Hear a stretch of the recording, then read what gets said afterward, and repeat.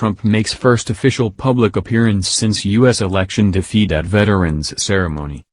Donald Trump has made his first public appearance since losing the U.S. presidential election to Joe Biden. The 45th President of the U.S. appeared alongside the First Lady Melania Trump and Vice President Mike Pence as they honored American war veterans at Arlington National Cemetery.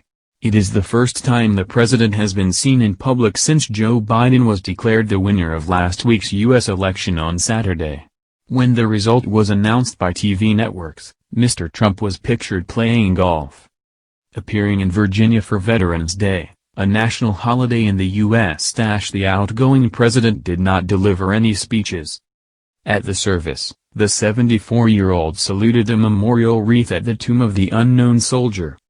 Prior to his visit, Mr. Trump shared a link on his personal Twitter account to the White House's proclamation on Veterans Day 2020.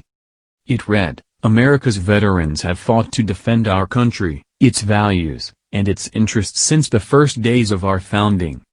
I encourage all Americans to recognize the fortitude and sacrifice of our veterans through public ceremonies and private thoughts and prayers." Mr. Trump has so far failed to concede his election defeat despite Mr. Biden passing the winning line. The former vice president to Barack Obama passed the threshold of 270 Electoral College votes needed to win on Saturday, 4 days after the November 3 election. The Democrat who was running for office alongside California Senator Kamala Harris, also beat Mr. Trump by more than 5 million votes. Instead, Mr. Trump has filed a series of legal challenges in key swing states amid unsupported claims of widespread voting fraud.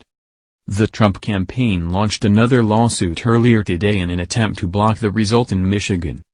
The Midwestern state was won by Mr. Trump in 2016 but is set to turn blue.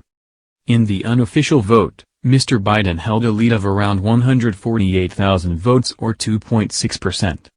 The president-elect has branded the failure of Mr. Trump to accept the decision of the American people embarrassing. Speaking in his hometown state of Delaware, the 77-year-old warned the Republican leader his legacy was now on the line. Mr. Biden said, "I just think it's an embarrassment, quite frankly. The only thing that, how can I say this tactfully, I think it will not help the president's legacy."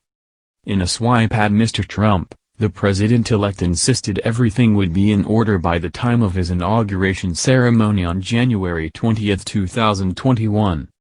He added, "At the end of the day, you know, it's all going to come to fruition on January 20th. George W. Bush, the last Republican in office, has also urged Mr. Trump accept his defeat gracefully. Mr. Bush accepted the outgoing U.S. president could challenge the decision but acknowledged the outcome would not change. He said, President Trump has the right to request recounts and pursue legal challenges, and any unresolved issues will be properly adjudicated." The 43rd U.S. president added, "The American people can have confidence that this election was fundamentally fair, its integrity will be upheld, and its outcome is clear." Mr. Trump will now join a small list of U.S. presidents, including the late father of Mr. Bush, George H. W. Bush, as only serving one term in office. George H. W. Bush was defeated by his Democrat rival Bill Clinton in 1992 after seeking re-election.